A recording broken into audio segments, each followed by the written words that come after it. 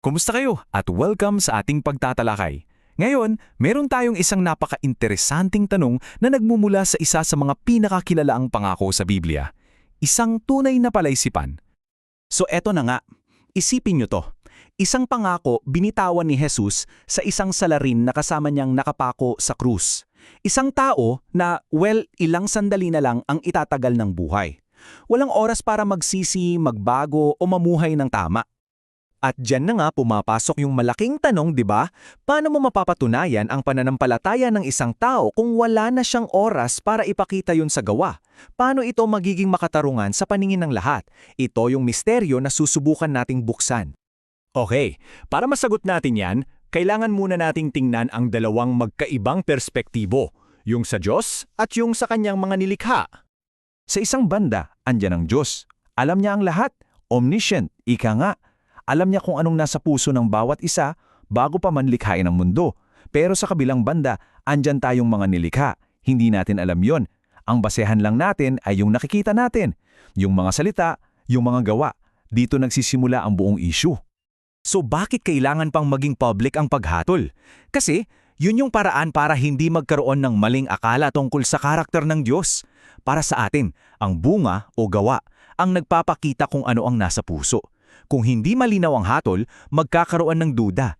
At ang duda, yan ang posibleng makasira sa tiwala at sa free will ng lahat.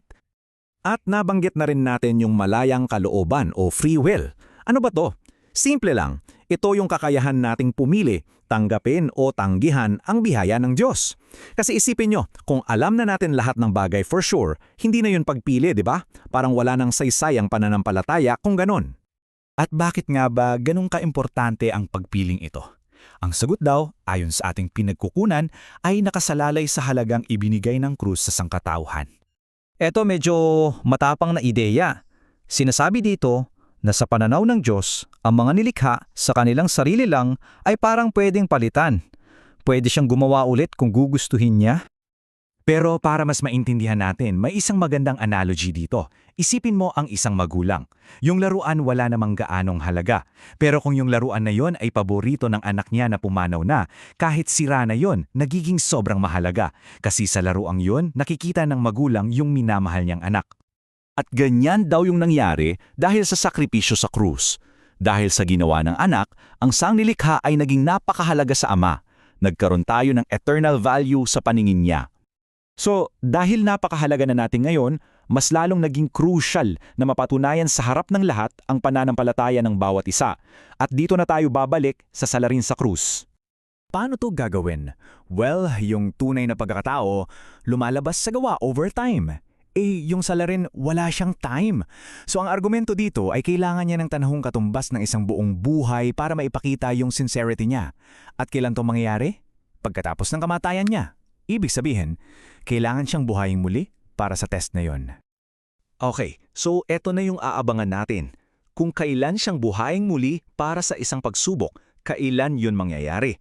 May tatlong posibleng senaryo dito at bawat isa may kanya-kanyang butas. Sige, himayin natin isa-isa yung tatlong posibleng timeline na yan para sa huling pagsubok niya. Okay, yung unang pananaw, sa first resurrection daw. Pero teka, kung mabubuhay siya ng 1,000 years sa isang perfect kingdom, parang hindi patas sa mga martir na dumanas ng hirap, di ba? Sa pangalawang pananaw, sa simula ng 1,000-year kingdom, halos paraw lang ng problema sa fairness. At sa pangatlo, sa dulo na daw ng 1,000 years. Ang tanong naman dyan, sino yung mga tao sa millennial kingdom kung sa dulo pa sila bubuhayin? Ang gulo, di ba? Pero, huwag mag-alala. May isang solusyon na inilalatag dito yung ating source na sinusubukang pagtagpi-tagpiin ang lahat ng ito. Ang sabi niya ganito, bubuhayin muli yung salarin para mabuhay sa loob ng 1,000-year millennial kingdom. Pero hindi yun yung reward. Yun yung mismong testing ground. Kasi sa dulo ng 1,000 years, papakawalan si Satanas para sa huling panlilinlang. Dito na yung final test. Yung mga mananatiling tapat kay Jesus, sila yung mga magiging martir. At ang reward nila, yung magandang buhay na naranasan na nila. Pero yung mga papanig kay Satanas, mas mabigat ang hatol. Kasi tinanggihan nila ang biyaya pagkatapos ng 1,000 taon ng kapayapaan. Kaya sa huli, ang palisipan na ito ay nagiiwan sa atin ng isang malalim na tanong para sa ating lahat. Ano nga ba ang ibig sabihin ng pananampalataya? Isa lang ba itong bagay na nasa puso't isip natin o kailangan ba itong isang katotohanan na nakikita at napapatunayan sa harap ng lahat?